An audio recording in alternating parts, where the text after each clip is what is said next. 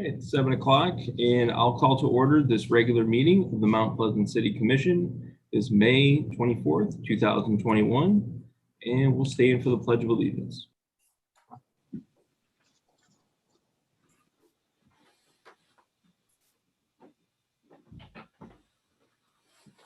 I pledge allegiance to the flag of the United States of America and to the republic for which it stands, one nation, under God, indivisible, with liberty and justice for all.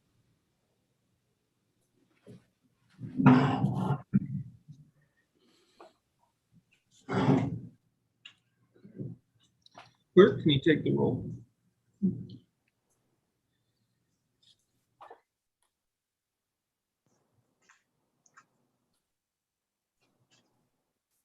Oh, I don't know if you heard me, but can you take the roll? I think she's trying to work on her audio. Can you hear me? Yep. Yeah. Okay. You're on now, Heather. All right. Commissioner Alsager? Pleasant, Isabella, Michigan.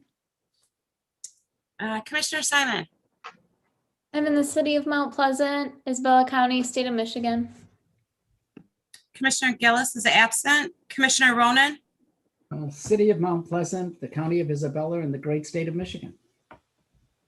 Commissioner Tolas? City of Mount Pleasant, Isabella County, state of Michigan. Vice Mayor Perschbacher?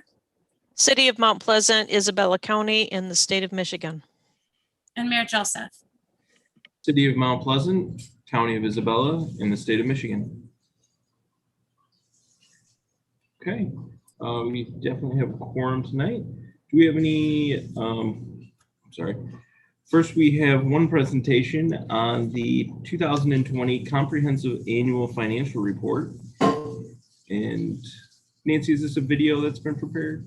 Yeah, we have a prepared video, and then when it's over, we have Mr. Hafner from our accounting firm with us and Marianne Cornexa with us, and they will be glad to answer any questions the commission might have after the video. And to give you a heads up, it's almost 15 minutes long. All right, thank you.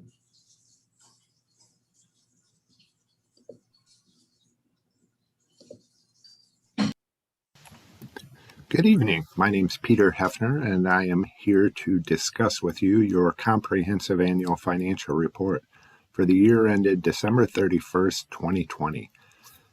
What I'm going to try to do is discuss the opinions associated with your comprehensive annual financial report, and then talk about some of this historical financial information. And with each slide, I will direct you to a page of the comprehensive annual financial report and walk you through what the data is showing. Before we get to the slides, I wanted to touch base and just note that your report is entirely prepared by your staff, which is very rare.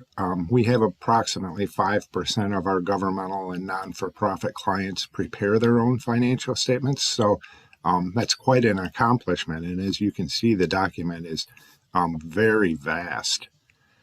First of all, before we get to the slides, I want to just ask that you take a look at page 207. That is a summary of the opinion on the financial statements, the compliance with federal requirements, as well as our report on internal controls over financial reporting. So on page 207, and I'm going to scroll there, you will first note at the top of the page that we reported an unmodified opinion on your financial statements.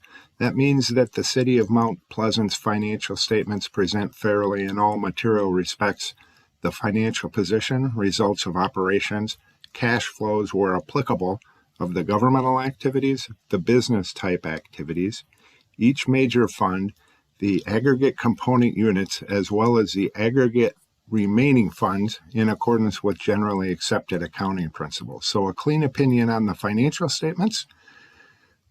Also on page 207, you will note that there is information about our report on internal controls. That is presented on page 201 of the financial statements.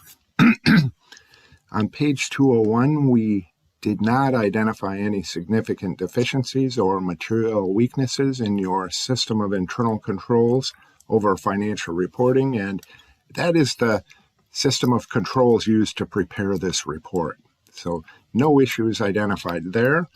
Also on page 207, you'll see we have referenced our report on your compliance with federal requirements. And this year you have received a single audit. So an audit of the financial statements, an audit of approximately $1 million of federal financial assistance.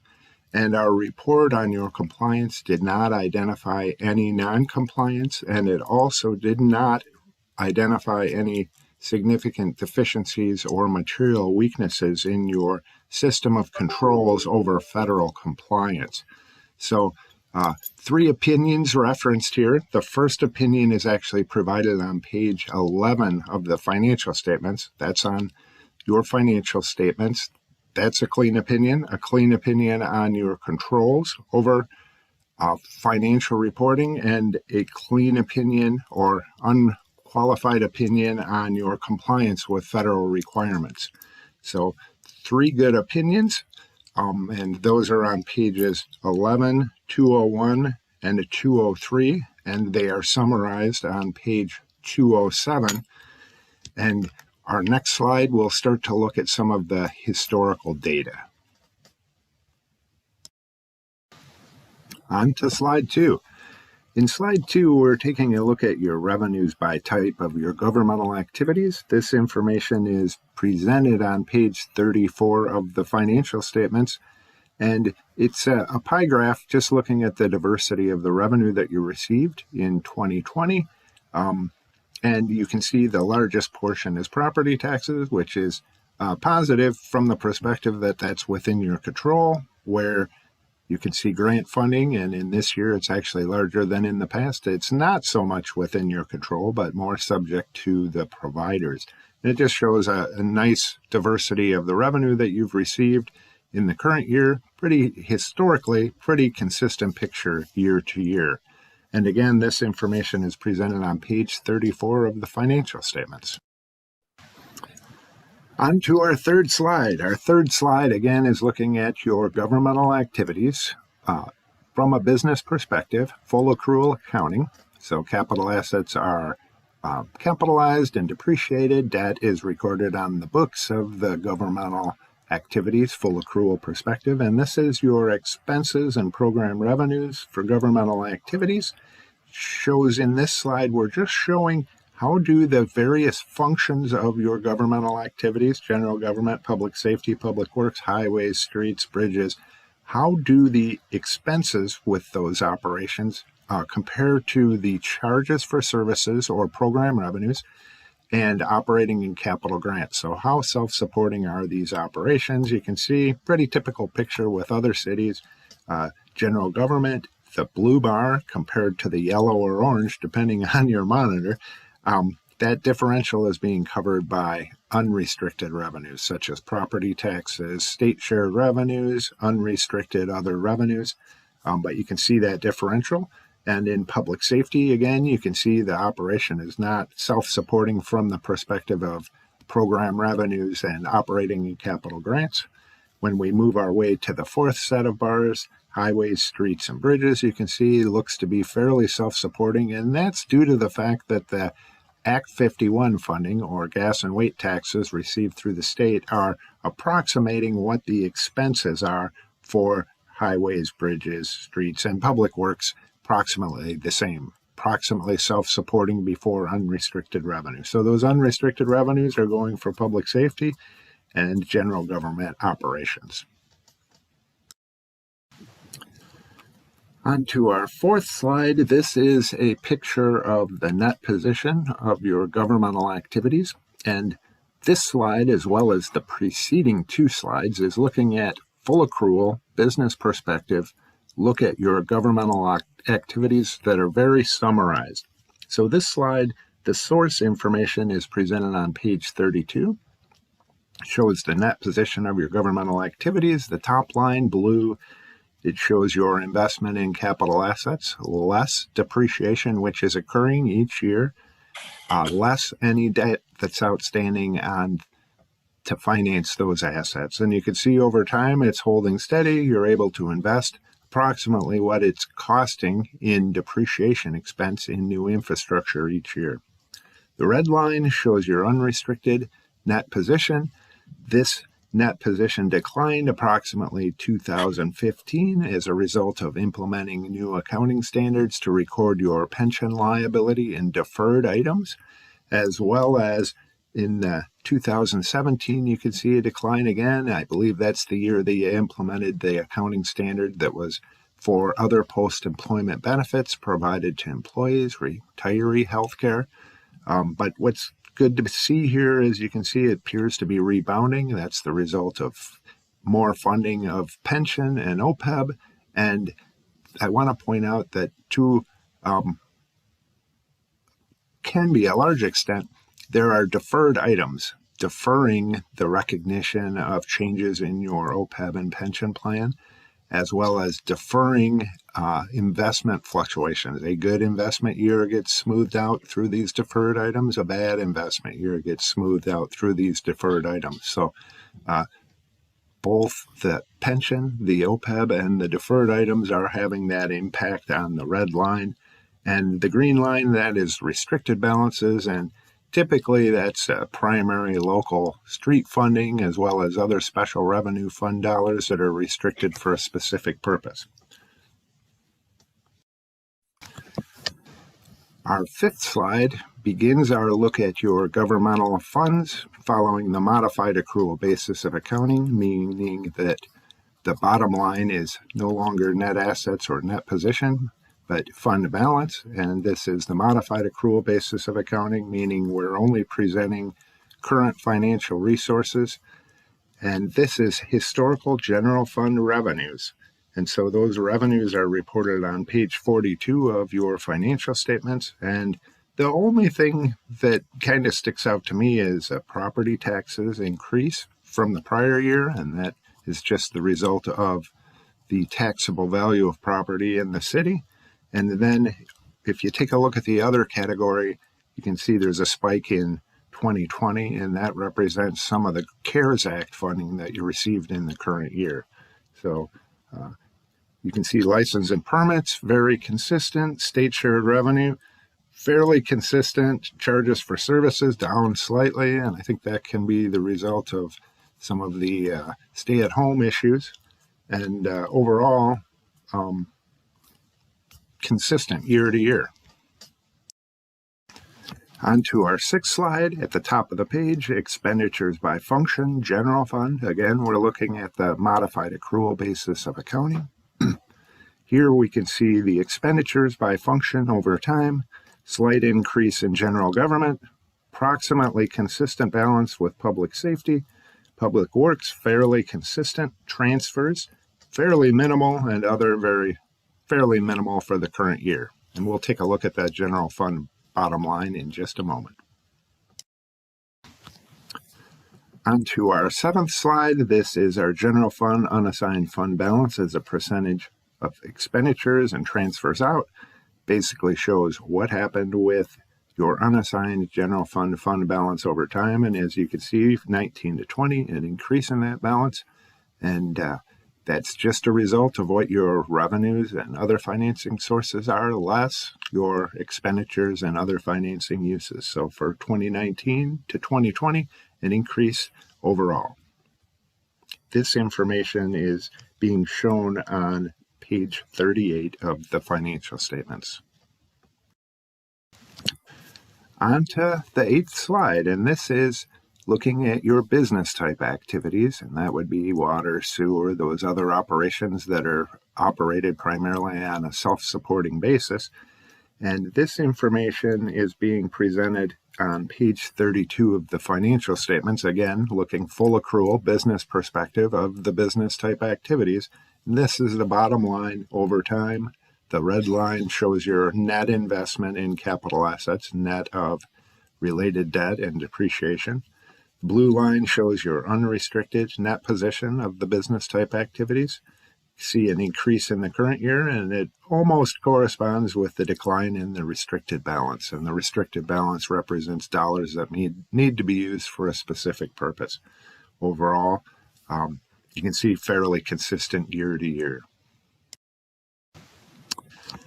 On to slide 9, and this presents information about that approximately $1 million that I discussed with the opinions. And so this shows your federal financial assistance received in the 2020 fiscal year and expended. You can see to a large extent it was coronavirus relief funding that was expended, and that was the focus of the single audit or the compliance audit that we performed and provided a clean opinion on. And you can see the total there, $959,791 in federal financial expenditures in the current year, and no issues with the opinions over that financial assistance. To our last slide, number 10, and this says contact us at the top of the page. My name's Peter Hefner. I was a concurring partner on your audit. Your audit was conducted by our staff and Doug Vreideveld. And I want to point out again that your staff is well prepared, preparing the financial statements themselves. They basically are able to support all the balances, provide us with schedules and documentation of balances, and we perform what I would say is a real true audit, where we're not performing your accounting services, but we're actually auditing your balances and your work. And the opinions show that things were very positive and clean opinions across the board. So congratulations to your staff. And I will tune into your meeting this evening, and if there are questions, I will try to address them. Again, Peter Hefner, appreciate the opportunity to be here. Thank you very much.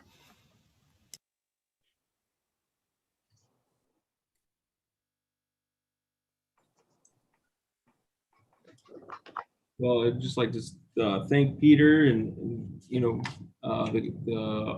audit committee got the chance to speak with Peter and Financial Director Mary Ann Cornexel earlier last week. And I would just like to start off with congratulating staff. I think how many years have we received the Certificate of Achievement for Excellence in Financial Reporting? It's over 30, I know. Mary Ann, it's 33 years, isn't it? Yep. 33 years. So that is quite a legacy and quite an achievement. So congratulations to you, Mary Ann, and your staff. Thank you for your support. Do we have any questions on the financial report from the commission or other comments? I guess I would just let the public know if anybody's interested. It's available on the website electronically on the front page under city updates. And then the copy of it is at the printer. So there'll be hard copies available at City Hall or at the library. We'll put a copy in the reference section. There's been one there for all the many years of reference in the library. So it's available if anybody wants some good reading. That's right. Commissioner Ronan? Yeah, is that slide presentation also added to the website there? I mean, so that someone could click on that and actually see that presentation? Is that? It's available. We could, if you think we could put it there. It just seemed like an excellent present. I mean, I'll leave it to the rest of the commissioners, but it just seemed like such a high quality presentation. Having that available is just, anyway.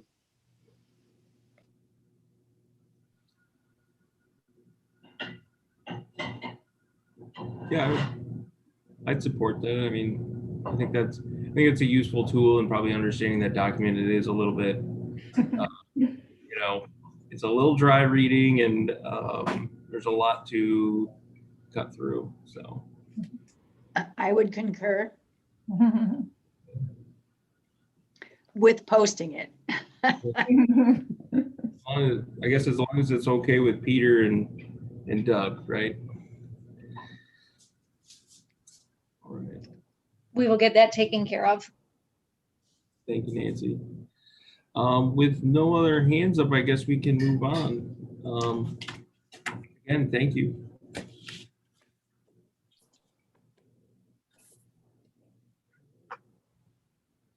All right, do we have any additions or deletions to the agenda tonight?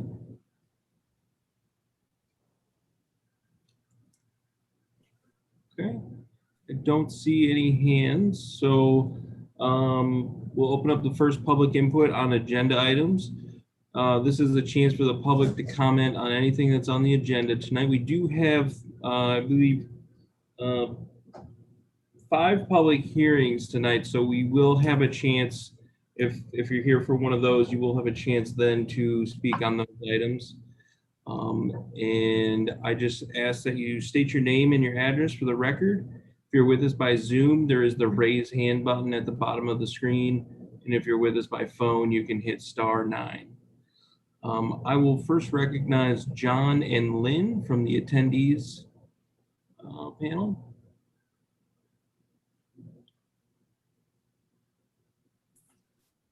Okay. Jen and Lynn, you should be able to unmute and speak. Hi. Lynn Simons. I live at 304 East High Street in Mount Pleasant. I am wanting to make public comment on the city's consideration of supporting the Friends of the Dog Park in their fundraising for the lighting project at Hannah's Bark Park. I'm a member of the Friends of the Dog Park, and I also sit on the city's advisory board for Hannah's Bark Park. I'm pleased the city is considering this resolution to support the lighting. This project will increase the available use hours in the park, as people who work during the day will be able to have lighting to use the park during nighttime and dusk hours. And the lighting will also be a benefit for persons with low vision who may be wanting to use the park after traditional work hours. Hannah's Bark Parks has been an asset to the Mount Pleasant community, and I appreciate your support and consideration of fundraising to help. Thank you. Thank you for your comments. Next, I see John Dinsey in the attendees panel.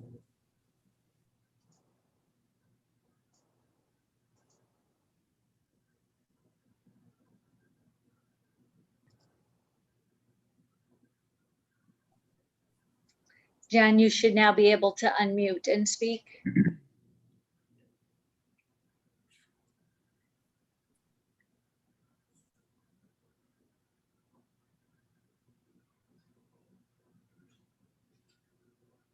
Okay, I guess we're all set now. Thank you.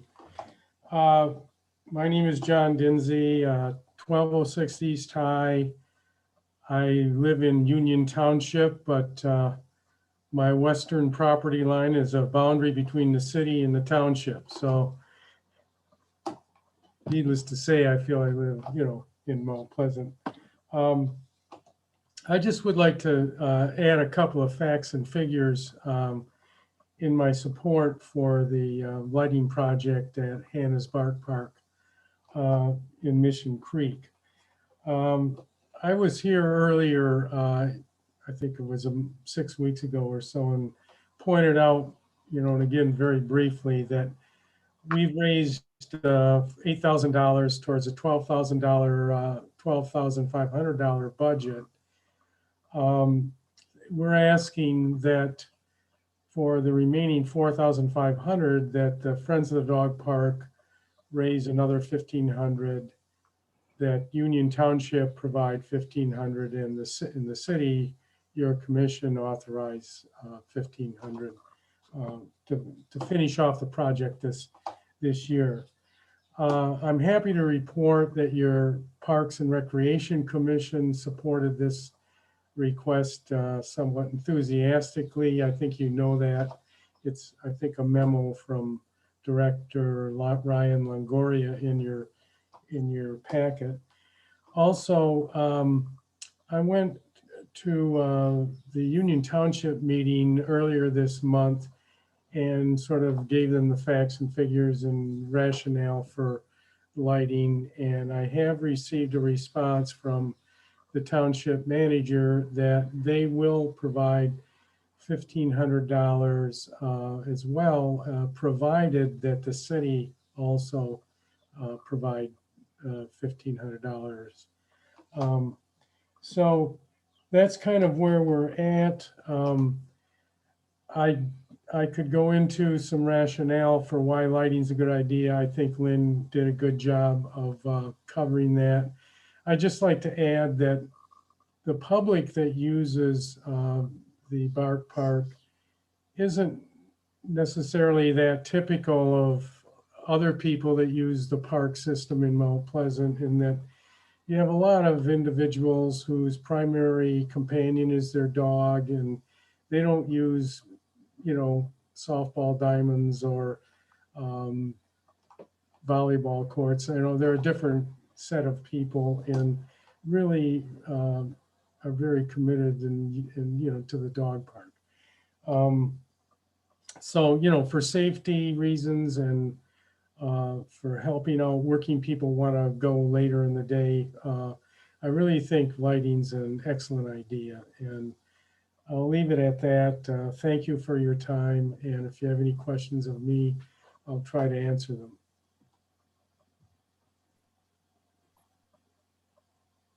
Yeah, Pete? Mr. Denzi, you said the Friends of the Park are in agreement of raising the additional 1,500 of the 4,500? Yes. Okay, thank you. And also, we're committed to paying the electric bill, which is roughly going to be about $500 a year. Yeah, I read that. Okay, thank you. Okay.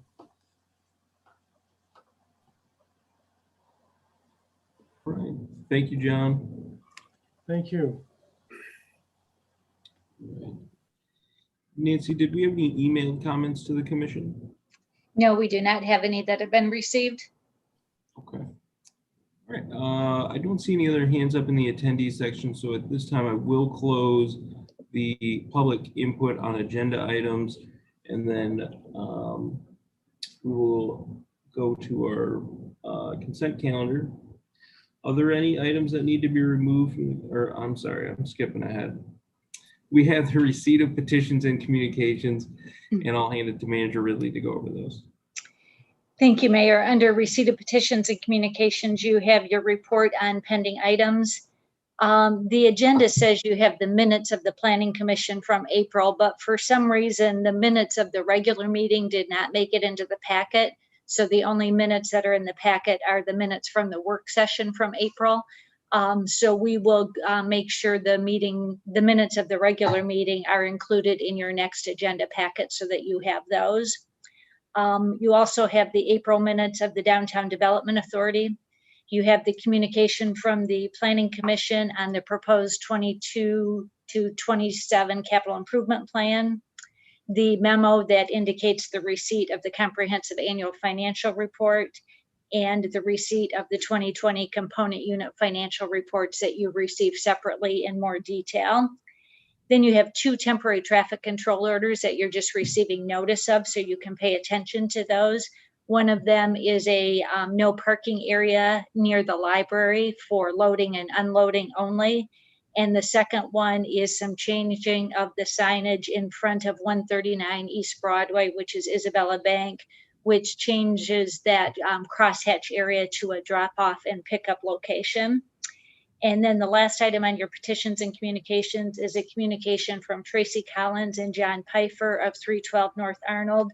And they provided some additional information regarding the item we have on your work session agenda this evening. All right, thank you, Manager Ridley. All right, do we have any, or we're on the consent calendar. Are there any items that need to be removed from the consent calendar tonight? Okay, I'm not seeing any hands up, and so Manager Ridley, I'll hand it to you to go through the consent calendar.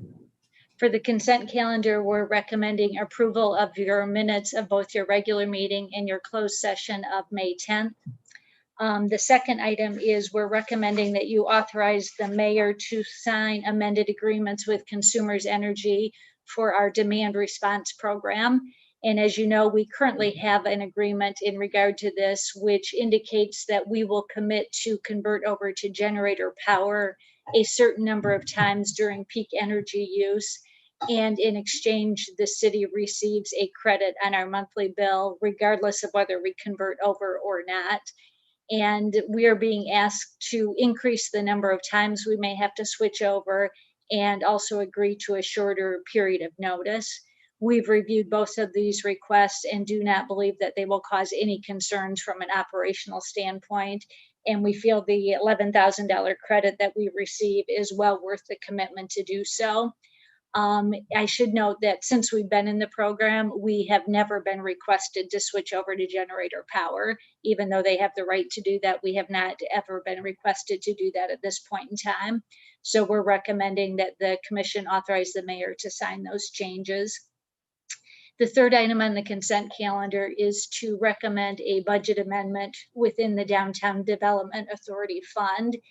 As the commission is aware, the master plan recommends that we initiate quarterly meetings with MDOT and CMU to have further discussions regarding potential redesign options for Mission Street.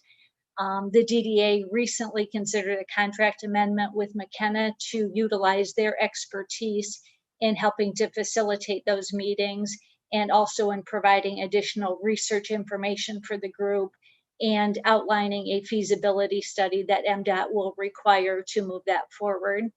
So the DDA recommended and ultimately unanimously approved more specificity in that contract and also an ability to more clearly terminate the contract in the unlikely event that the discussions aren't moving forward positively.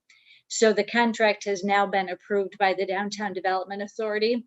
So now they're recommending to the City Commission that you approve a budget amendment to the current year merely to move funds from the assigned fund balance up into the spendable balance to be able to fund that the costs of that contract. So all of the money is within the Downtown Development Authority. It's just moving between lines in that budget. The next two items are tie-barred together. As we previously communicated to you, there's two professional advisors that are important to have on contract before we start the process of issuing municipal bonds, which we will be doing later this year for key components at the Water Resource Recovery Facility. RFPs were sent out to the firms offering both municipal advisory services and bond attorney services, and multiple responses were received from those firms, as you saw in the memo from Marianne Cornexel, and these are fairly specialized services. A review of those proposals showed that all of the firms met the professional qualifications needed.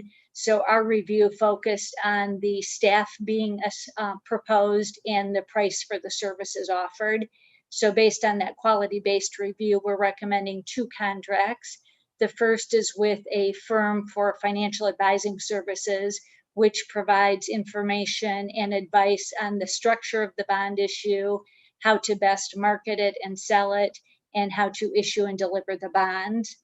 And although the city's never worked with Benzinski and Company before, they are a well-known financial advisor firm in the municipal setting, and the references that we checked were very favorable. So we're recommending a contract with Benzinski and Company for a not to exceed cost of $21,250. The bond attorney provides research and advice on the planning and development and all of the legal documents, which generally are a couple inches thick, that are needed for a bond issue. And for decades, the city has worked with Roger Sweats of Dickinson Wright on our bond issues, and we are therefore recommending a not to exceed contract of $41,500. And both of these contracts are paid for out of the bond proceeds. The second to last item on the consent calendar is, as you know, the city has contracted with Quickie Property Services since 2017 as our assessor of record for the city. And we've been very pleased with the services that have been provided by Mr. Cookie. He informed us earlier this year, though, that he's graduating from law school and is taking a different career path. So he was not interested in renewing his assessing contract with the city any further. We sent out RFPs to hire a new firm. And unfortunately, due to the demand in the market, we did not receive any proposals on that first solicitation. But because both state law and the city charter require us to have an assessor of record, we're recommending tonight that you temporarily appoint our city clerk, Heather Bauk, as our interim assessor. Interestingly enough, you may recall that Heather has the required certifications for a jurisdiction of our size to provide assessing services, and she also has 8 years of experience. We're seeing this at this point as a temporary appointment because we know there's not enough hours in the day for Heather to carry out all of her clerk duties and the assessing duties. But we're in the process of exploring additional options and believe we're on the path for a longer term solution that we can bring forward to you in the very near future. But in the meantime, we recommend you formally appoint Heather as the interim assessor as of June 1st until we bring you that more long-term recommendation. And then lastly, we're recommending the approval of payrolls and warrants.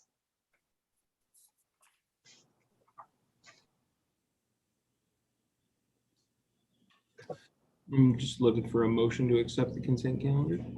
Commissioner Alsager, I move we accept the consent calendar as presented. Commissioner Ronan, Second. we have a motion and a second to accept the consent calendar as presented. Any discussion? I would just like to thank Heather for stepping into that role. That's a big role, obviously, and we certainly appreciate that. So thank you. All right, with no hands up, I think we can go to a roll call vote on the consent calendar. Commissioner Ronan, Yes. Commissioner Alsager, Yes.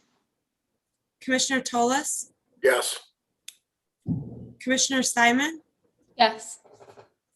Vice Mayor Perschbacher, Yes. Mayor Joseph. Yes. Motion carries 6-0. Okay, motion has been carried. Next on our agenda is item number 13, which is the first of our public hearings tonight. This one is on the proposed 2022 through 2027 capital improvement plan. This is just a public hearing. We will not be voting on this tonight. But if you're with us by Zoom, if you're with us from the public, you can go to the bottom of your screen and hit the raise hand button, and I can recognize you for public comment. Or if you're with us by phone, you can hit *9 and it will do the same.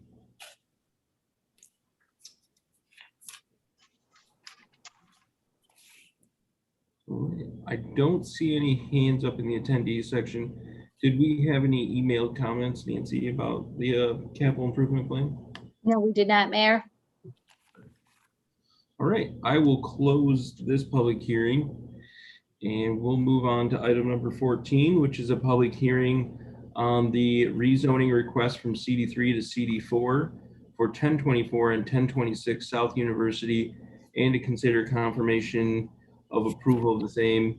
This may seem familiar because we did approve this earlier in the year, but due to some technical issues, we decided to redo this just to make sure that we met all our crossed all our T's and dotted all our I's. Nancy, did you have any additional? No, the only thing I would add, Mayor, is after you hold the public hearing, we're recommending that you reconfirm the rezoning that you unanimously approved in April. Okay, thank you. All right, and if you're with us by Zoom, you can hit I'll open the public hearing now. And if you're with us by Zoom, you can hit *9, or you can hit the raise hand button at the bottom of your screen, or if you're with us by phone, you can hit *9. Nancy, did we have any emailed comments on this particular issue? No, Mayor. I don't see any hands up in the attendees section, so I will close the public hearing at this time, and then I'll recognize Commissioner Toles. I'll make a motion to reconfirm the approval of rezoning of 1024 and 1026 South University. Okay. Commissioner Alsager? I will second that. Okay, we have a motion and a second to reconfirm the rezoning of 1024 and 1026 South University. Any discussion? I don't see any hands up, and so I will call for the roll call vote. Commissioner Alsager, Yes. Commissioner Ronan, Yes. Commissioner Simon, Yes. Commissioner Tolas, Yes. Vice Mayor Perschbacher, Yes. Mayor Joseph. Yes. Motion carries 6-0. Okay, the motion is carried. Next is item number 15, which is a public hearing on the revocation of the Dayco Industrial Facilities Tax abatement effective with the 2022 tax year, and to consider resolution of the same. Manager Ridley, did you want to give a brief overview? Yes, as the commission will recall, we were notified earlier this year that Dayco is closing their Mount Pleasant facility, along with multiple other facilities throughout the state of Michigan. In Mount Pleasant, a tax abatement was granted in 2014 that was intended to be in place from 2015 through the end of 2024. But due to this upcoming closure, we're recommending revocation of the abatement as of the start of the 2022 tax year, thereby eliminating the abatement for the last 3 years, since the company will no longer be in Mount Pleasant. So after holding the public hearing, you can consider a resolution to make that recommendation of the revocation to the State Tax Commission, who has the final authority on the decision. I would note, because the resolution was not included in your packet, there are 3 paragraphs that are in the one that was emailed to you today. And if you don't mind, I'll just read those 3 paragraphs so that you are aware of them and so that the public is before the public hearing is held. So the 3 additional paragraphs that were in there say, whereas due to Dayco's closure, the city wishes to recommend that the State Tax Commission revoke the industrial facilities exemption certificate for the property effective with the 2022 tax year, pursuant to the IFT exemption certificate agreement of understanding and pursuant to MCL 207.565. And whereas a duly noticed public hearing on the matter of revoking the IFT exemption certificate for Dayco was held on May 24th. And then the important paragraph, it says, now therefore be it resolved by the City Commission of the City of Mount Pleasant that the City Commission hereby recommends that the State of Michigan Tax Commission revoke IFT exemption certificate number 2014-228 for Dayco with the operations at the above referenced property, beginning with the 2022 tax year pursuant to MCL 207.565. So after holding the public hearing, we recommend you consider that resolution. And I would also point out that Mr. McBride from Middle Michigan Development Corporation is available in the attendees list if you have any specific questions for him on this location. Thank you, Nancy. At this time, I will open up the public hearing. And if you're with us by Zoom, you can go to the bottom of your screen and hit raise hand. And if you're with us by phone, you can hit *9 and it will do the same. Nancy, did we have any emailed comments on this particular issue? No, we don't, Mayor. I don't see any hands up in the attendees section, so I will close the public hearing at this time and open up discussion from the commission. Commissioner Tolas. I'll make a motion to approve the resolution on a revocation of the IFT abatement effective with a 2022 tax year as presented, including the addition of the 3 additional paragraphs in the resolution. Commissioner Alsager. I second that. And any discussion? Commissioner Ronan?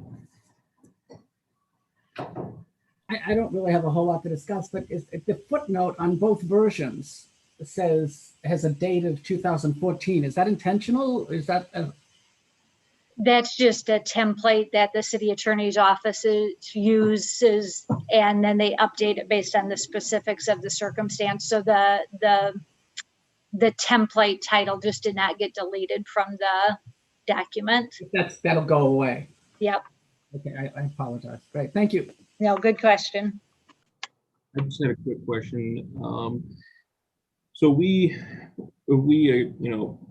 assuming we pass this resolution, and then this will go to the state tax commission, right? And then they have the sort of authority to revoke this. That's correct. Under state law, they have the authority to do so. Commissioner Toles? I have one question for Mr. McBride. I believe he's on. Can we ask him, he said that he had somebody looking at this facility. Are we still in the running on that, or has that deal died? I will move Mr. McBride into the panelist section so he can answer that.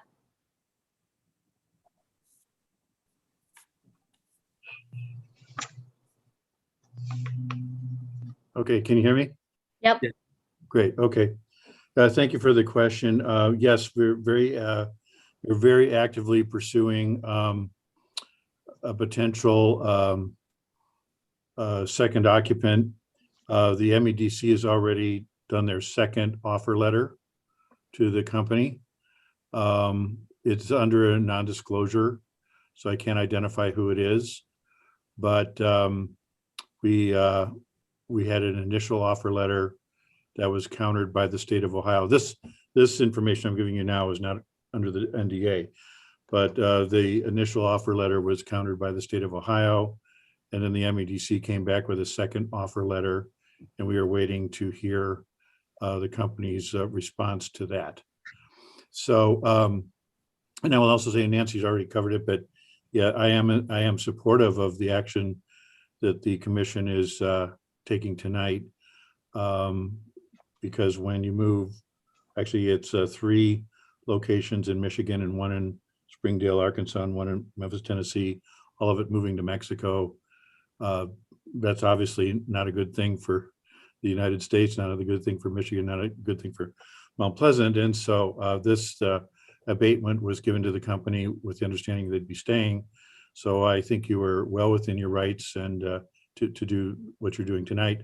And then when, if and when we were successful on landing a replacement company to come in, then I might be coming back to you with a request to see if we could do an extension of the original or something else along that line for the new company. So that would be down the road.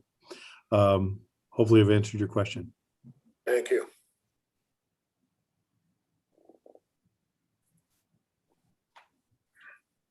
Anything else, Mr. Mayor? I don't see any other hands up. Are there any other questions for Jim while he's here? Okay. Well, Jim, thank you for the opportunity to talk. Yep. And thank you for your time. Sure. Okay. Without any other hands up, I think we can go to a roll call vote on the issue at hand, which is to revoke we'll approve the resolution to revoke the IFT. So, Commissioner Simon, Yes. Commissioner Toles, Yes. Commissioner Alsager, Yes. Commissioner Ronan, Yes. Vice Mayor Perschbacher, Yes. Mayor Joseph. yes. Motion carries 6-0.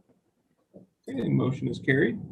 Our next public hearing is on the Community Development Block Grant, or CDBG, for a water resource recovery facility, and to consider resolution of the same. Manager Ridley, would you like to give a brief overview? As previously indicated, this grant request is for the replacement of the digesters at the water resource recovery facility. And the grant request is actually for $2 million of funding toward an almost $3.5 million project just for that part of the project. The grant request requires the holding of the public hearing and then a resolution by the City Commission to support the grant request upon submission as well as the development plan that was included in your packet that's related to this project. So after holding the public hearing, we recommend approval of the resolution as well as the development plan.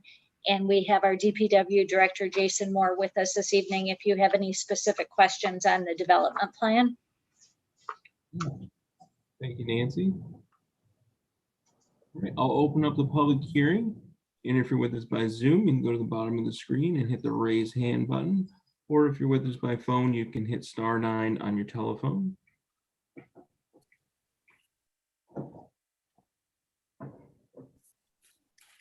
Nancy, did we have any emailed comments on this particular issue? No, sir, we did not. Okay. All right, I don't see any hands up in the attendees section, so I will close the public hearing and we'll move this discussion to the City Commission. Commissioner Toles? I'll move to approve the resolution and community development plan as part of the application for the CDBG infrastructure and resiliency grant as presented. Okay, and Commissioner Elsager? I'll second that. All right, we have a motion and a second to approve the CDBG. Any discussion? Commissioner Toles? No, I'm sorry, I didn't lower the mic. That's okay. I don't see any hands up. And so this will obviously be very important for our water resource recovery facility, which if you haven't been around the last couple of months, that is our wastewater treatment facility. And so that is obviously very vital for our residents and protecting the Chippewa River. So at this time, I think we can go into a roll call vote on the issue to approve the CDBG and consider the resolution. All right, Commissioner Alsager, Yes. Commissioner Ronan, Yes.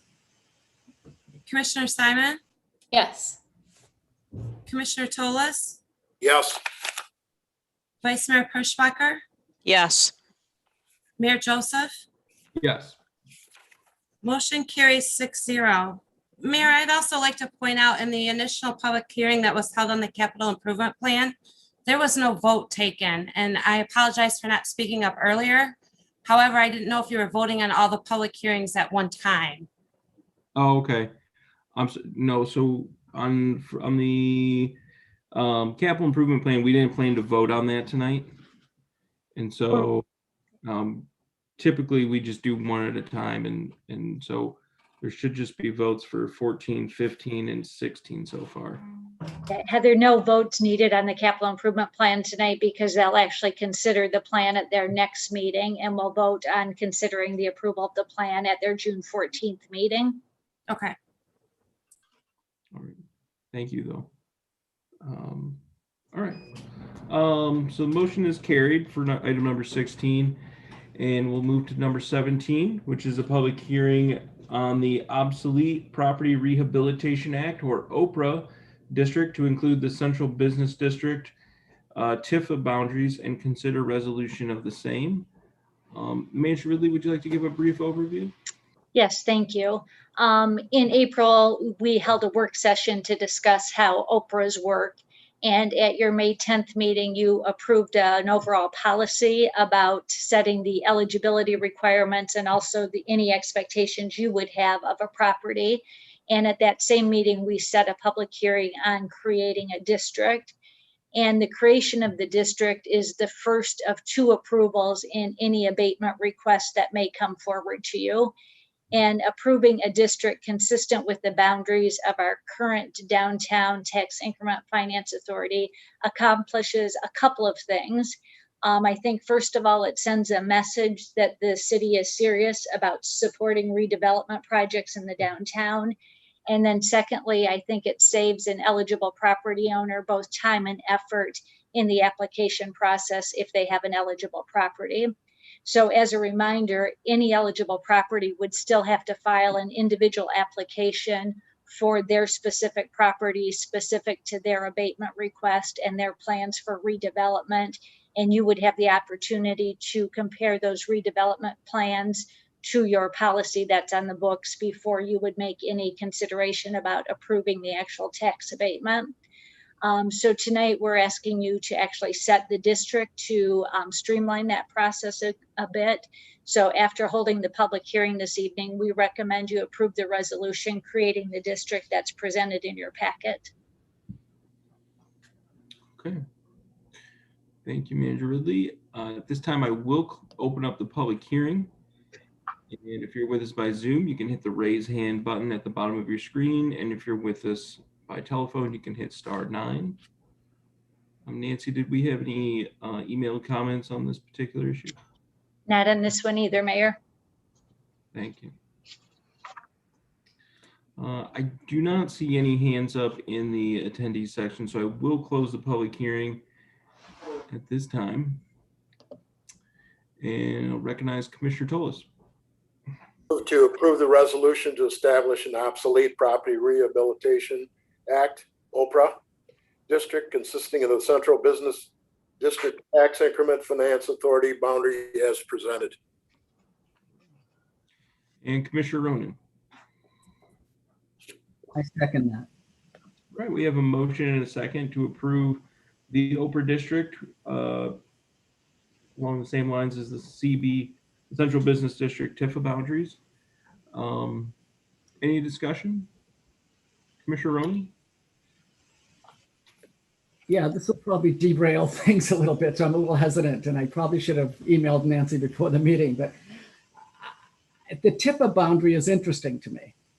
Right? I mean, I'm trying to visualize it, and how was that established? I'm going to support this proposal, by the way. I'm not arguing for a, but I don't know. It was established back, decades ago. Okay. So I'm not exactly certain what the justification was for it, Commissioner Ronan. I apologize, and I know I should have emailed you earlier, but Yeah, it was established back in 1984. So I don't know how it was. I know it's been amended a couple times based on the changing nature of the downtown, but I don't have the rationale for how it was decided. It would just be so nice if it also included the other side of Main Street at one point, especially across from the post office, post office. But that's I'm just, if we get a chance at some point, but some property there that could really, but anyway, that's, thank you. I just wanted to voice my support for the resolution.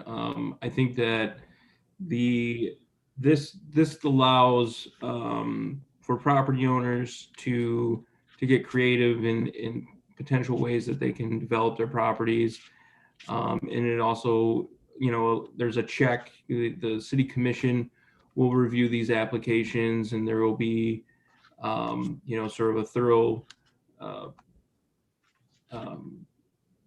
just check on, to make sure that these properties are obsolete and that they meet the requirements that are available for the OPRA district, and also allow us to, basically evaluate individual projects. And so I think it's a win-win for the city and also the business owners and the property owners in that district. So I don't see any other hands up, and so I think at this time we can go to a roll call vote on approving the OPRA district to be in line with the Central Business District TIFA boundaries. Commissioner Tolis, Yes. Commissioner Ronan, Yes. Commissioner Alsteiger, Yes. Commissioner Simon, Yes. Vice Mayor Kirschbacher, Yes. Mayor Joseph. Yes. Motion carries 6-0. Okay, the motion is passed, and that is the last of our public hearings tonight. So happy. Good job. Thanks. Next on the agenda is item number 18, which we heard a little bit about earlier, which is the Hannes Dog Park / Mission Creek Park lighting project as recommended by the Parks and Recreation Commission. And Manager Ridley, did you want to give a brief overview? Yes, most of the comments that I intended to say to you were covered quite thoroughly by Ms. Simons and Mr. Dinsey. They did a great job. I think they saw my notes. So I guess I would just add two things to it. One is the reason that you referred it to the Parks and Recreation Commission as a reminder is primarily for two reasons. One is the focus that we've had on spending city funds on maintenance of our existing facilities instead of adding new amenities. And secondly was to look at how we had previously handled requests from other locations in parks for similar types of things. So as the Parks and Recreation Commission considered those, as you saw from the communication from Mr. Longoria, they still wholeheartedly support providing financial funding towards this improvement. So we're recommending to you tonight that you authorize a budget amendment of $1,500 for the city's contribution toward this almost $12,000 improvement at the park. And the funding for this budget amendment would come from our unassigned fund balance in the general fund. Okay. Thank you, Nancy. Commissioner Alsager? I move to approve the contribution of $1,500 toward the lighting project at Mission Creek / Hannes Bark Park, and a budget amendment for the same from the unassigned fund balance. Okay. And Commissioner Ronan? Unfortunately, George, I couldn't hear you. You're muted. I apologize. I second that. I just wanted to second. Thanks, George. So we have a motion and a second to approve the financial support and the budget amendment from the unassigned fund balance. Any discussion? Commissioner Alsager? I will be supporting this. I think it's a good community asset, and having additional lighting, I think, is a real good idea. Commissioner Toles? I will also be supporting this. After Mr. Dinsey went over, the township was going to contribute $1,500. Friends of the park were going to continue contributing another $1,500, and then they were going to pay the electric bill. So I just think it's a win-win situation. Okay. And I guess I echoed the same comments and just add that I really like the idea of us working together with Union Township on you know, especially the Hannes Dog Park, if that's been you know, a project that really I think spurred some spurred working together with the township after I think some lack of that over the last couple of decades. And so good to come together on this project, and I think it will help serve our residents as well as Union Township residents. So, all right. No other hands up. I think we can go to a roll call vote. Commissioner Alsager? Yes. Commissioner Simon? Yes. Commissioner Ronan? Yes. Commissioner Toles? Yes. Vice Mayor Perschbacher? Yes. And Mayor Joseph? Yes. Motion carries 6-0. All right. All right, motion is carried. The next item on the agenda is item number 23, which is to consider the sale of city-owned land as recommended by the Property Committee. And I'll hand this over to Manager Ridley for overview. Yes, I would start out reminding the commission that the Property Committee is comprised of Mayor Joseph, Commissioner Toles, and Commissioner Alsager. So they've been a part of these discussions and this recommendation that is coming before you this evening. But as far as a background, the city owns 2 parcels of land on the southeast corner of Airport Road and Isabella Road. And the 2 parcels combined are approximately 0.6 acres. We believe that the property may have been owned by the city originally to protect access to the airport for the crosswind runway. But under our current rules, we can provide that protection through avigation easements, which you are very familiar with because we've been purchasing avigation easements around the airport to deal with some of the trees that are protruding into the airspace. Under current Union Township zoning, these two parcels are not buildable lots, as the setback requirements cannot be met. And if you've driven by that area, you've also seen that there's a large drop off of the land from the road down to where the actual parcel starts. So recently, city staff received an offer from the adjacent property owner to the east, and that property owner is the International Brotherhood of Electrical Workers. And they've asked to purchase the property because they can use it for some of their training activities. And they're really the only property owner who has any value to the property. Any other purchaser would not be able to do anything with the property. So the adjacent property owner offered $4,000 for the purchase, plus a commitment to remove approximately 6 to 8 trees that are already protruding into the airspace. They will take those trees down at their own cost, and they will also agree to the recording of the abrogation easement and therefore be responsible for maintaining the height of all of the trees on the property in perpetuity. And again, that easement would be at no cost to the city. So the property committee reviewed that offer and is unanimously recommending to you that the city commission accept the offer and authorize the mayor to sign any needed documents for the sale of the land based on those terms. Okay. All right. Commissioner Alsager? I move to authorize you, Mr. Joseph, to sign the appropriate documents to sell the two parcels to the International Brotherhood of Electrical Workers, Local 876 for $4,000 as recommended. Okay. And Commissioner Toles? I will also support this. And I just want to make one quick comment for the public and the rest of the commissioners, because I was one of the members on the committee, that this is also within the assessor's valuation. And I think it's just a win-win to get rid of this. It's non-buildable. We restricted the tree growth on that lot, and it's 0.68 acres. So I think it's just a win for the city. Thank you.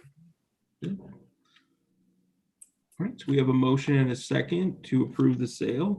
Any other discussion? Commissioner Ronan? George, you're muted. That I was muted for what I just said, but probably not in general. We have a new airport advisory committee or something that's been work. I mean, did they take a look? They're confident that this property is just of no value to the airport in any meaningful way. Is that right? Actually, we did not take it to the Joint Operations Board because they've only had one meeting thus far. And so they're still setting up their bylaws and setting up their rules of procedure. So we did not run it by that board at this point in time. But our airport manager and our DPW director are confident that there's no need for this property in order to protect the airport. They were at the property committee meeting. Both of them were there and were part of the discussion as well. Thank you. Yep, I think that's a great question. I think that question came up during that meeting about whether or not this would impact future operations. So, but you bring up a good point, Commissioner Ronan, that we would typically run this by that board. It was just due to the timing of it and their formation that we didn't do it in this circumstance, but we typically would. Yep. I think the only problem we had with this is the tree right-of-ways, and we have that restricted into the deal. So that's the only thing that it could affect the airport operations. all right. I don't see any other hands up. And so at this time, I think we can go to a roll call vote on approving the sale of land. Commissioner Ronan, Yes. Commissioner Toles, Yes. Commissioner Alsager, Yes. Commissioner Simon, Yes. Vice Mayor Kirschbacher, Yes. Mayor Joseph. Yes. Motion carries 6-0. All right, motion is carried. That brings us to announcements on city-related issues and new business.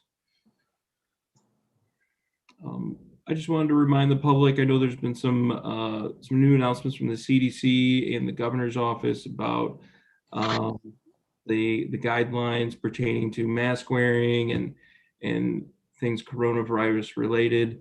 I just to say that, as mayor, I'm happy to see things are getting better in terms of the number of people, the less people in hospitals and less people dying. But I would like to remind the public that we are still in the middle of a pandemic. And so if you haven't yet, and you're, able to sign up to get your vaccine and to continue to wear masks, especially when you're in indoor public places, so that we can continue this trend of reduced cases, reduced hospitalizations, and reduce fatalities. So.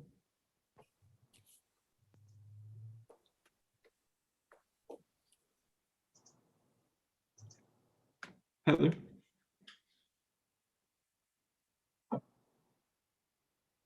I would just like to take a moment and announce that the nominating petitions are now available at City Hall for anyone interested in running for the 3 vacancies on the City Council.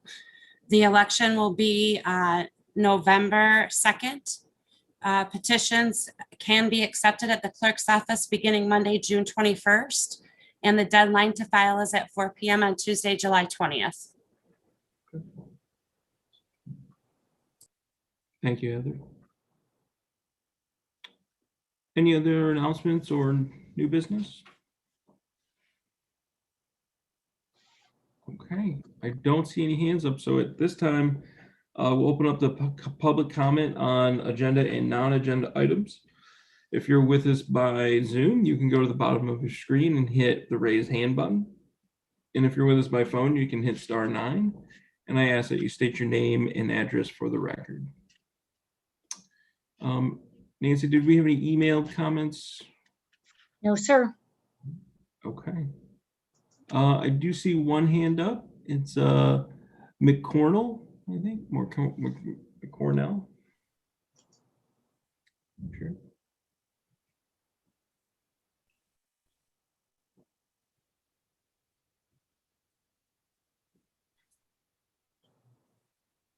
You've been moved into, there you go. Hello, this is I'm Mike Cornell, by the way. I'm with the International Brotherhood of Electrical Workers. Just want to thank you all for the sale of the property, and just find out who I talk to tomorrow to finalize this.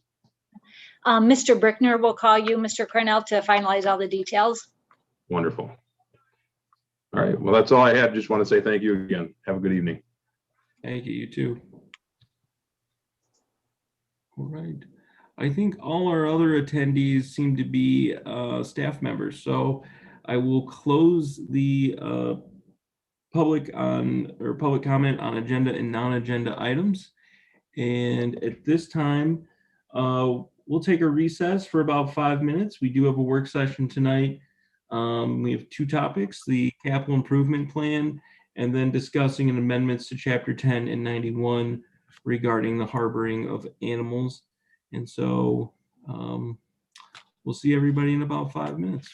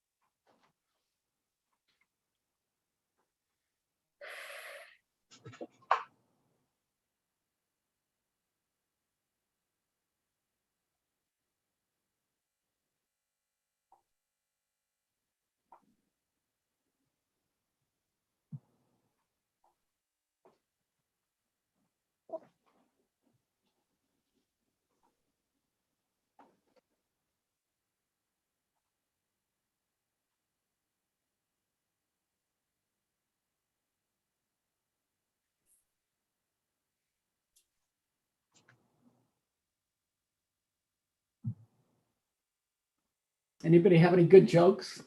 I'm trying to think. I just don't have the memory for them. I don't either. That's a good joke. We're always telling me these dad joke things, you know. So, but I don't remember any.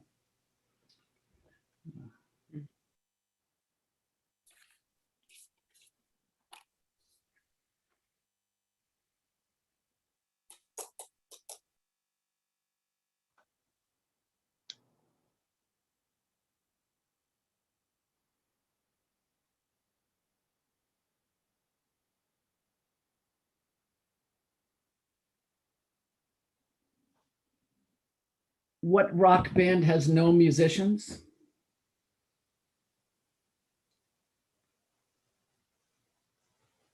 Come on. Mount Rushmore. Nice one.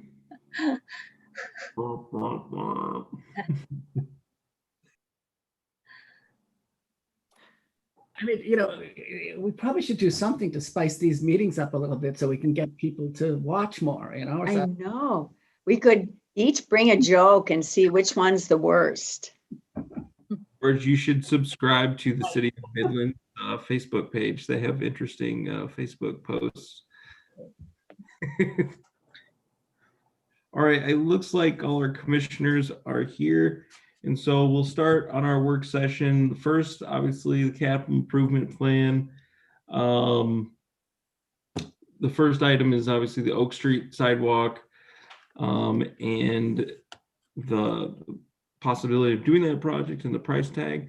I'll kind of hand it over to Nancy and maybe Jason to talk about that project. And then if we have questions, and then talk about our next steps for the capital improvement plan. So this one, you will recall, came up earlier this year in public comment as a suggestion of maybe a sidewalk is needed on Oak Street between Michigan and Broadway, primarily due to what many believe will be increased pedestrian traffic once 410 West Broadway opens up. And we committed that we would look at it during the capital improvement plan process. And so the engineering staff did some brainstorming and looked at some of the information. We have not done full engineering of it, but they've done some brainstorming and put together some general estimates. But because of the steep slope of that area and what's needed to meet the ADA requirements, they believe that it is possible to place a sidewalk on the east side of Oak Street, but the cost would be somewhere above $100,000 to do that one block of area. And you will notice that we did not put that project in the proposed capital improvement plan because we thought that was a fairly hefty price tag for one block. And we don't even have any data that would suggest that our pedestrian traffic is going to increase in that area at this point in time. So our recommendation, based on those preliminary estimates, is that we give some time to see what happens with pedestrian access as that project is opened up, because there's a safe way to traverse that just by going one block and being able to be on sidewalks. So we don't believe it's a prudent use of funds at this point in time based on a guess of what might happen. But we wanted to make sure you were aware of our estimates, aware of our recommendation, and see if you were comfortable not having that in the capital improvement plan at this time. And as I indicated, we haven't done full engineering of it, but Jason was pretty involved in the discussions, so he could certainly answer any general questions you may have about that potential. Sure. George? You're muted, George, sorry. I was going back and forth whether to say anything, but I absolutely support Nancy's position on this. I think I used to rent that 311 West Broadway. I had a practice in there from Sam Staples years ago. And, you know, they have a nice little walkway that goes down to Broadway that you can use, but putting a sidewalk in there for that cost is, as Manager Ridley said, you know, a block over. It's a level pathway. I mean, I don't see the sense to it, to be honest. It's a lot of money for, and maybe you could put a sign there saying walkway next block over or something. I guess I'd support a sign.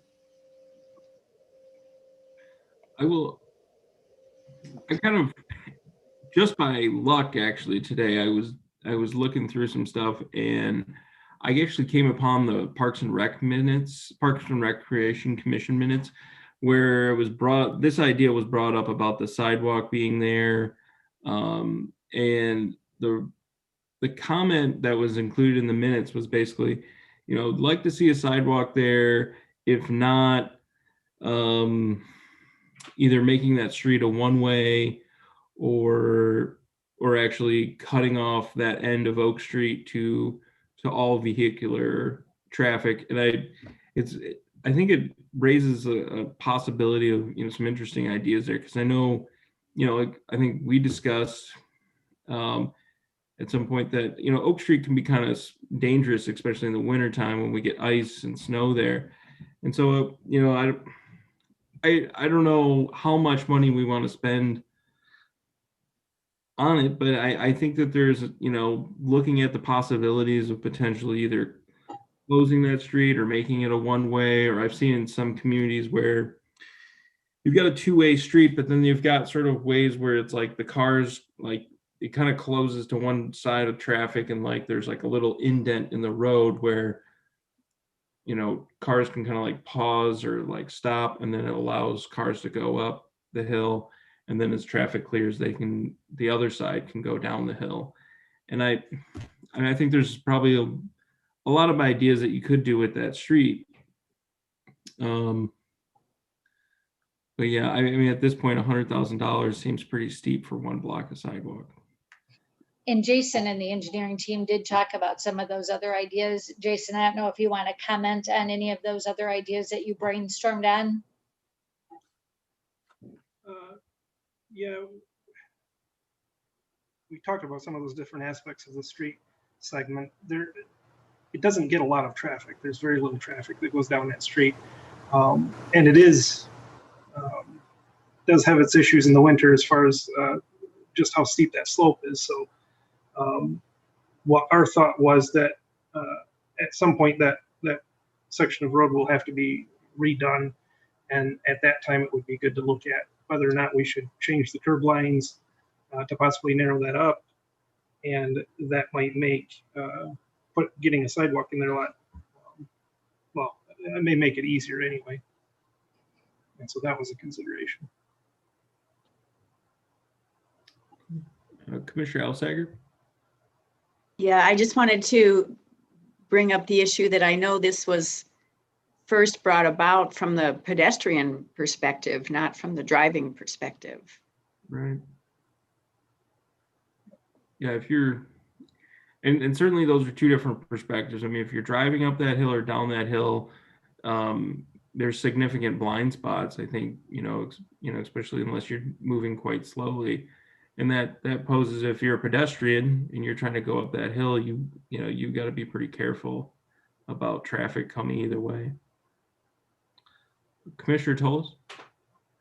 Yeah, I think the problem with that is that steep hill from the bottom of that property. It's sort of flat once you get up 3/4 of the way up the hill. And I don't know if you could lay a flat sidewalk and then change the curb outline and then kick out from there to get to the other part, up on top. Maybe a narrowing of the street down the line or something else. But I think it's almost impossible to get up that steep grade from the bottom part of the property to the top part of that property, because that fall's got to be at least 15 or 20 feet minimum. So I think if I'm understanding you correctly, that's kind of what we've got drawn up is a situation like that. It kind of, there's a sidewalk up there already. I don't know if you realize that, but it kind of runs flat, whereas the road dives off, next to it. Yes. And so this was quite a bit before the end of that. We were veering off toward the curb line and then running along the curb line. And that's part of the cost in this, is that there need to be a retaining wall there in order to have that sidewalk cut into the side of the hill there. And so that gets expensive fast. But it almost seemed feasible to sit there and kick out the curb line and then take it from the flat part to the other part, and just use a little bit of that road to get from one side to the other, instead of trying to go up the hill. Because I don't know how would you do that, to go up that hill, for a handicapped person or something. I think it'd be easier to change the road there and narrow the road out or something, and make it that you got to stop and go one way each way or something. I don't know, something feasible that way. Yeah, and that's why we may have better options when we're looking at a complete reconstruct of that road segment, because then we can make some larger adjustments like that, I guess.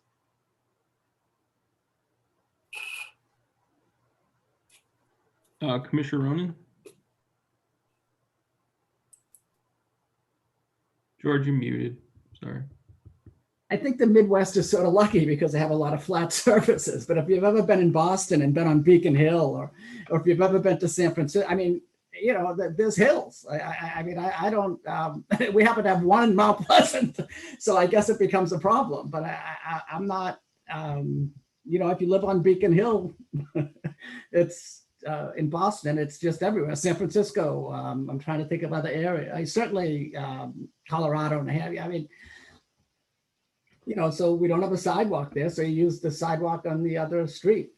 We have a hill, so you have to be careful. I mean, I'm not, I'm sort of sensitive, but not.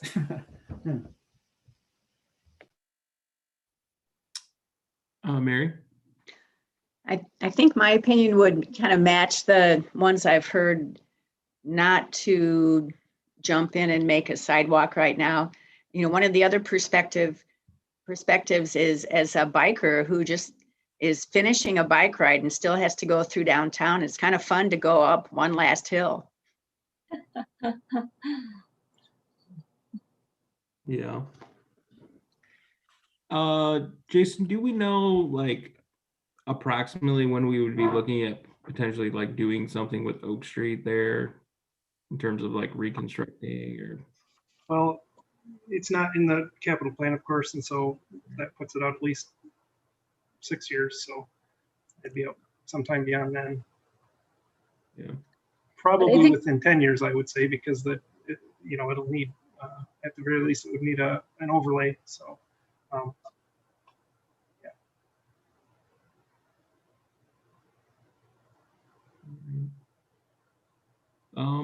Okay. I was just going to say, if we find that the pedestrian traffic does pick up heavily on that section in the next couple of years, we can always revisit it at that time to see, does it make sense to reconfigure the road in some way to put in the $100,000 sidewalk, or are there other options?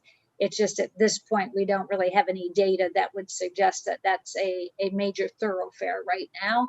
So I think that's what we're thinking is, let's give it a year or two and see what kind of activity we really see in that area.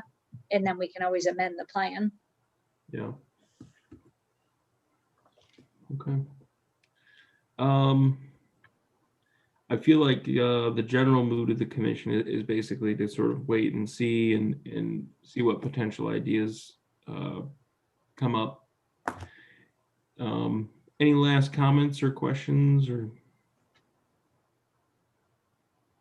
Okay, all right, well, we'll move on to talk about the amendments to chapters 10 and 91 of the Code of Ordinances. And Before we jump to that, Mayor, I would just like to make one comment on the capital improvement plan. We will be bringing that to you at your next meeting for approval, and we'll implement the adjustments that were generally agreed to in the prior work sessions and give you some new pages in your commission packet. But we'll be asking you for approval of the plan as amended at your June 14th meeting, because the charter indicates it has to be approved at that meeting. So just as a heads up, that will be coming forward at that time. thank you, Nancy. All right. If you want, do you want to kind of give us an overview of chapter 10 and 91 change? Yeah, I'm going to just give a couple comments and then turn it over to Doug Labsinger. But staff has been working on this proposed ordinance amendment regarding health and safety issues, primarily related, quite honestly, to outdoor cats. And we've had instances in the city where this seems to be of increasing concern. And we've been able to utilize our partnerships with various entities to address some of the areas. But the staff has concluded that an additional tool would be helpful in being able to leverage those partnerships. So with that, I'm going to turn it over to Doug so he can give you some background, and then we'll be happy to answer any questions you have. And our hope is that once we get through some of the questions and answers tonight, that we'll be ready to introduce this and set a public hearing at your next meeting. So Doug, would you like to give some additional details? Yes, good evening, everyone. As you saw in the memo that was in your agenda, we are having a growing number of stray cats in several areas of the city. This is causing some health and safety issues that impact the quality of living in these neighborhoods, such as sanitary problems, aggressive feral cats, and uncontrolled cat populations.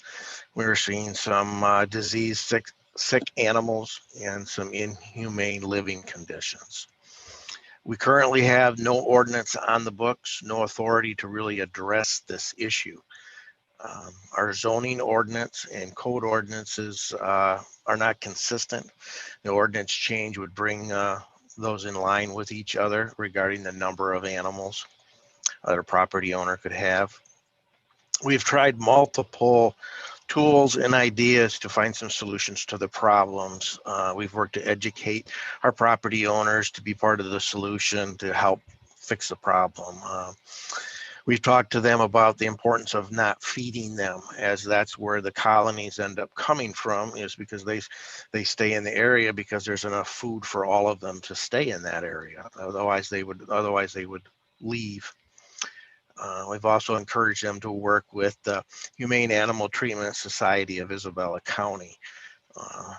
They will work with you to find good homes for the animals. We ourselves have also partnered with the property owners, Isabella County Humane Animal Treatment Society, Isabella County Animal Control, and local veterinarians to trap, neuter, and spay animals and find them good homes. We've had some limited success with that. We've also worked with property owners to secure some of their property so that the animals can't get under the porches, can't get in the crawl spaces in the attic and into these living spaces for the animals. Our current ordinance today doesn't provide us with the authority or the framework to really deal with stray cats. We have really relied on the cooperation of the homeowner, of the person that is harboring the animals. If they are willing to work with us, we have the ability to bring some of these other organizations in for help. Once they're no longer available or uncooperative, we really don't have any other resources at our disposal.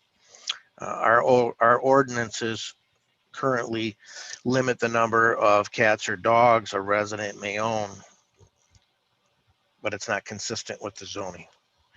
The zoning does tell you if you have more than 3 animals that you need to have a kennel license. So that's what regulates the number of animals. Our animal ordinance doesn't even address that. So again, our current ordinance doesn't provide any corrective steps to control the stray cat population. The ordinance brought before you does provide code enforcement with that framework, does give us some tools to make an impact on the health and safety of our neighborhoods, and it also addresses the health and safety of the animals. And probably as importantly, Doug, is it helps to educate our residents about what the expectations are regarding the number of animals and some opportunities of how to care for them. Yeah.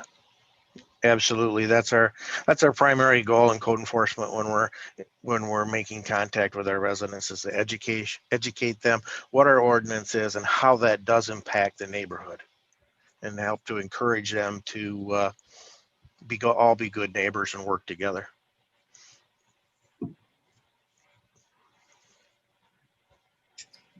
Pete? Yeah, Doug and Paul, I'm a little familiar with one of the places where we got a problem at 402 Arnold Street. It was probably about 4 or 5 years ago that an accessory building in the back that the city was after the woman that owns the property to demolish that because it was just a hazard.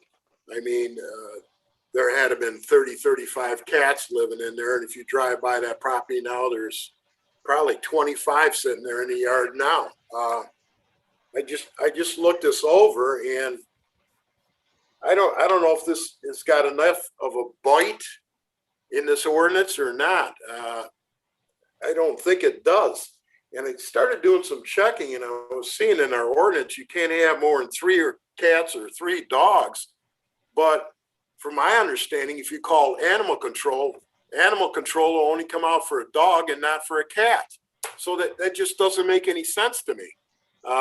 So how is code enforcement going to enforce this when some lady's got 25 cats there, and you go there and you go, ma'am, are these your cats or not? Well, yeah, they're not my cats. Well, then you call code enforcement and they come and pick them up. So that alleviates the problem. But if you have now, Humane Society or animal control that can't come out and pick up a cat, how much sense does that make? It doesn't. I just don't understand that. I may be able to shed a little bit of light on that. Animal control can come out and capture a stray dog.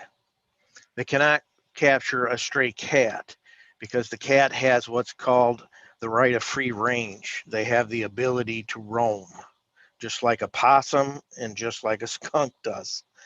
Now, if a person or a homeowner captures a cat, they can call animal control, and animal control will work with HATS to get the cat some medical treatment, neutered and spayed, and to find it a home. But this ordinance will give us some teeth, because if I walk up to somebody's property and they have 10 cats out there, and I see that they're feeding those cats, are these your cats? No, they're not mine. They're just strays. Well, you are feeding and providing them, and or feeding them and providing shelter. That's considered ownership under harboring. So, and we don't have that on the books right now. That's the addition in the ordinance, is we're defining what harboring is and how many animals you can harbor. So that way we do have the ownership there. If the homeowner doesn't want to participate, HATS will not come in and trap. But if we have an ordinance that gives us the authority to come in and do all this in a humane, very safe way, in the best interest of the animals, to come in, trap them, spay, neuter, get them a veterinarian, get them rehabilitated and or into a new home. They have several farms throughout the county that they take a lot of the feral cats to, because we have had some limited access, but it relies on the homeowner wanting to be part of the solution. So in this case, Doug, they wouldn't necessarily have to be part of the solution, because you could say that they are exceeding the ordinance by harboring them. So we have the ability to work with HATS ourselves without their permission. Correct, and we wouldn't necessarily have to do it on their property, but that's where it gets into some of the how HATS functions. If HATS won't come on a property and trap cats without the property owner's approval, well, if we partner with them, and there's several other organizations in our area, such as Dallas to the Rescue, Cat Karma Cafe, that will do a lot of the same things that we can partner with. Code enforcement is not going to go out and start capturing cats or doing any of those things. But we want to have some tools to be able to address the issues when they get out of hand.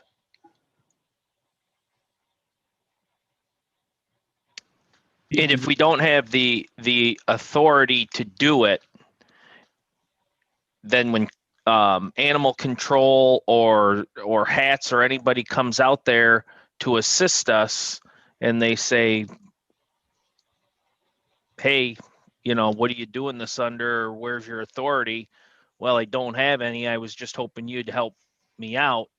They ain't going to touch it with a 10-foot pole. At least now we can start using, once we get the authority to address the issue, we can start being creative in partnering with those organizations to address this.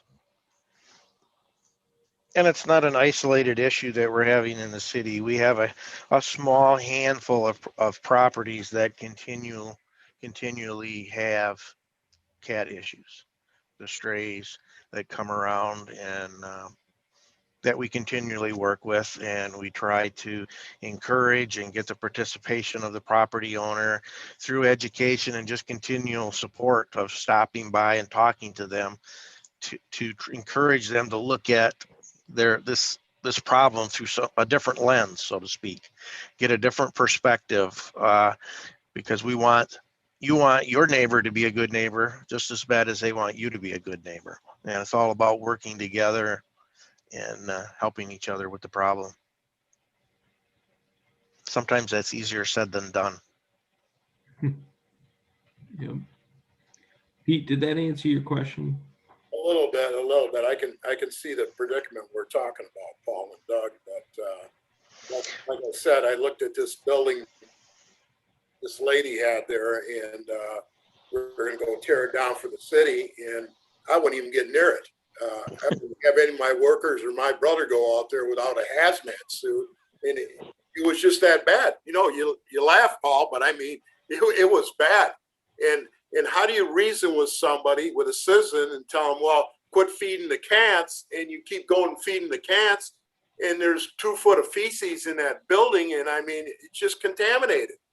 And I can see with this Miss Collins and Mr. Pfeiffer that sent this letter in. Yeah, I'd be very upset. I'm a taxpayer, and I'm having to live by this seriously. And I can see your position in code enforcement, but I don't think, you know, finding a resident really can get anything solved. I don't think that's going to get anything solved. You have to have some kind of teeth in this, where, you know, you're going to come in and say, okay, are these your cats? Well, no, they're just strays and I'm feeding them. Well, you can't do that. So we're going to come and pick them up. So you have to have some kind of animal control that's going to come in and do this. You know, the police department's not going to do it, neither is code enforcement, but you're going to have some kind of animal control to control it. Because you go by there and it's ridiculous. 25 cats in a yard that are all over the street and all over neighbors' yards and everything else. I don't understand, and I just don't know if this gives us enough of a tool. I think we need some. I can appreciate that from somebody that's had a lot of difficult conversations with some of our citizens. That, but I found that having the ordinance, even though it may not be as strong as you would like, Commissioner Tolis, does give us an avenue to start having that conversation and to start reinforcing it, to start educating and get them to think about, well, could you imagine if your neighbor had 25 dogs in their yard and they roamed over to your yard? It gives us the avenue to just try to educate, try to reinforce. We've had really good luck without anything in the books, but when you consider all of the complaints that come in, and I attribute that to code enforcement's ongoing effort to educate and to find solutions to the problem that are outside of the box. But this is a step in the right direction for us. And if it isn't strong enough, it's something that we could definitely revisit, because I'm a strong opponent of creating a process that works. And if we're not being successful in correcting the problem, then we need to look at it again and maybe make it a little more tougher. I respect your point, and I can understand your point. You got to start somewhere. But you know, you look at this letter here, and this has been going on for 15 years. And I know that building, they tried for 10 years to get that building down, fighting with her. So I'm just hoping this gets resolved, and these neighbors can find some kind of closure here, and we can get this resolved. That's the only thing I'm saying. We can go with this and start with this and see if it works and go from there. Yeah, and the only thing I would add is we've had great cooperation from animal control, HATS, Humane Society, and vets. We've had great cooperation there. If you go to the other side, where it fell apart was in situations where we don't have the authority. And so this gives us the authority. Let's merge or marry the cooperation that we had with the authority that, if this is passed, we will get, and let's see what kind of results it produces. Thank you both. Thank you. George, thanks for your patience. I just had a question. For some reason, and you know, I make stuff up all the time, but for some reason, you have 4 dogs or 4 cats or something. Is this a change from what we currently allow, going from 4 to 3, or has it always been 3? The zoning ordinance has always said that you're limited to 3 cats and dogs unless you're licensed as a kennel. But there's been no regulatory ordinance that has really allowed enforcement of that, nor have we needed to in most cases, because often it's not a problem. So there's already something that, I just thought we're going from 4 to 3 or something, but there's already something that says 3. Yeah, in the zoning ordinance, it already says 3 cats and dogs. That's not Right. changed. Got it. Right. Thank you very much. Thank you. I think that's a good point, because I think that's one thing that when I read the amendments to the ordinances, and I know it's in the zoning ordinance, but if I've got 2 cats and 2 dogs, which puts me at 4 animals, and they're out in the yard playing, but they're not causing any problems, Doug, are you gonna come over and bust me for having 4 animals in my yard? Probably not. We don't look for how many animals.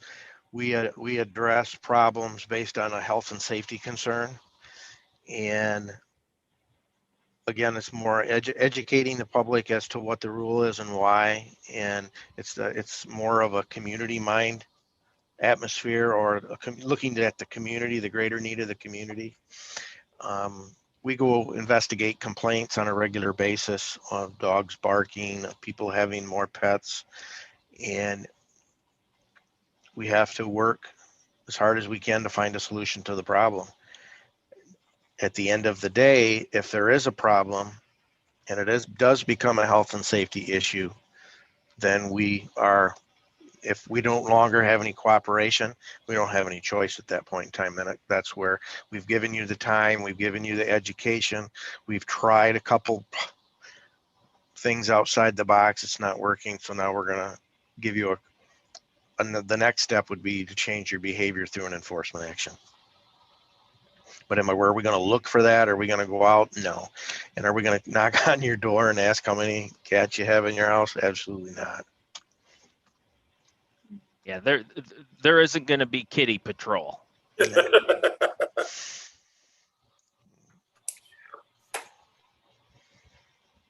And I want to appreciate the sort of clearing up explaining, I think, the definition of harboring, because I was looking at that and I was like, that looks a lot like ownership to me. And what is the difference between harboring and ownership? And I think what you're basically saying is it's almost one and the same, is that if you're feeding and sheltering animals, you are basically credited as those are your animals. Right. And see, that's how HATS looks at it too. That's why when they're not willing to be cooperative, they're all done trapping them. They're all done taking care of them.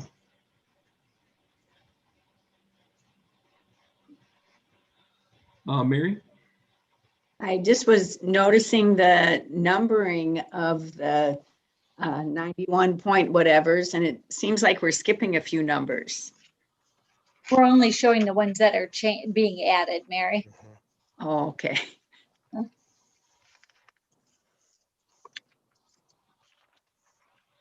When we bring it to you, we can bring the whole ordinance, so it's easier to follow. Thank you.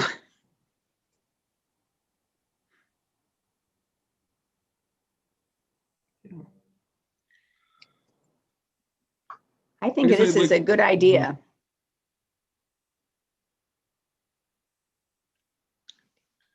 I would like to hear from some of the commissioners who haven't spoke yet, just because this is, I mean, this is likely probably be on the agenda at our next meeting if there's general consensus that we're comfortable with this ordinance. And so I just kind of want to, I guess, get a feel for where everyone's at.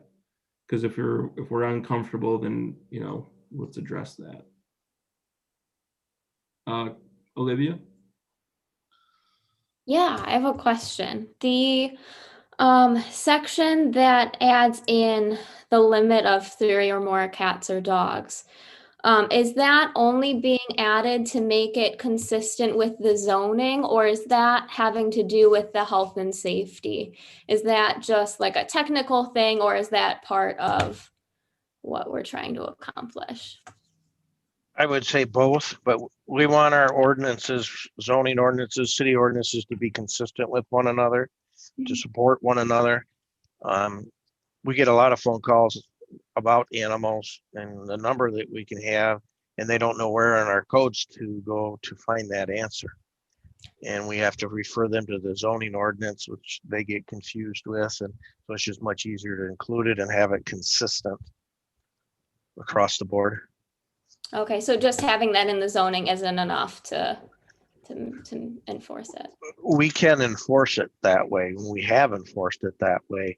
It's just very confusing for the citizen. You know, as far as when they like to be able to read it so they can understand it better, which is our goal too. We want them to understand it better. It makes it a little easier when they're both black and white and consistent. Okay, thanks.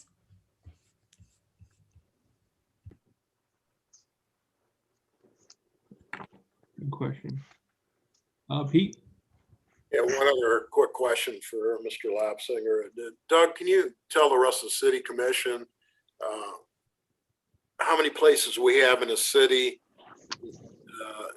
that are in the realm of Arnold Street or one of the other places that I've heard on the west side that have multiple cats? Let's say 10, 15 cats. Is this a big problem or? It is. It's a growing problem. In the last 2 years, it's grown quite a bit.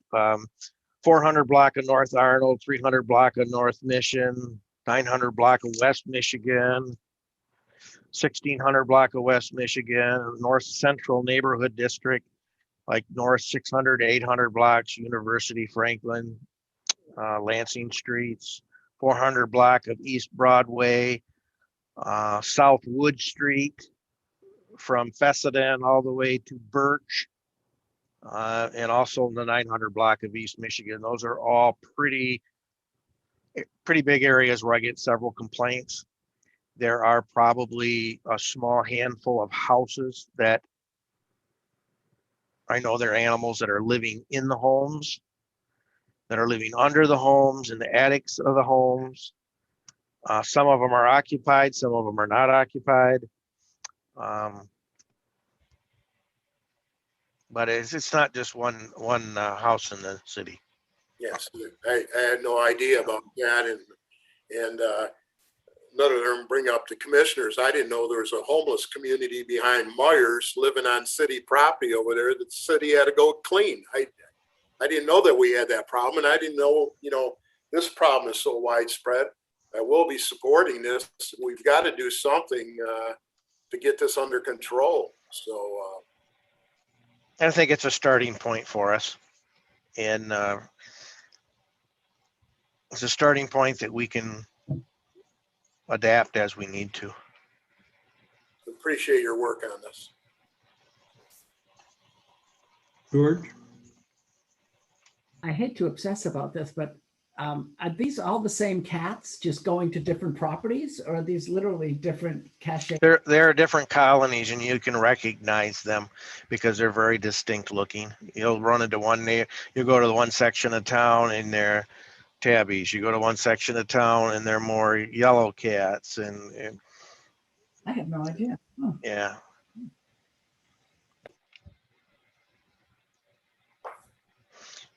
But HATS does a really good job. That's the Humane Animal Treatment Society, because they take them back after they've gotten physicals and shots and dewormed and whatever they need, they get it taken care of. They work with them and try to rehabilitate them. They try to see can we put these cats in homes, or are they going to end up going to a local farming community?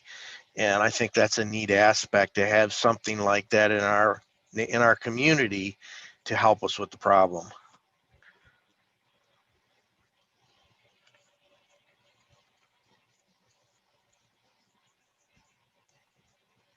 Well, are there any other questions or concerns about the ordinance?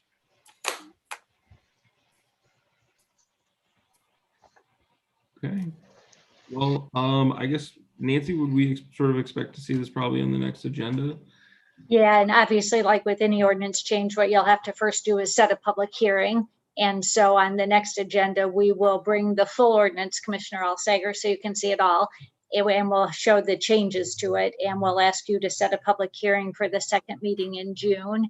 And then after that public hearing, you can consider your vote on approval or changes to it. Okay. All right. Well, I'd just like to thank Doug especially and Paul for their work. I know it's code enforcement is a tireless job, and you know, trying to make the city a safe and clean place is a tall task. And you know, with the amount of staff you guys have, and it's probably very busy, I'm sure. So appreciate your work. And without any other questions or concerns, I think we're ready to adjourn. Thank you. Thanks, everybody. Yep.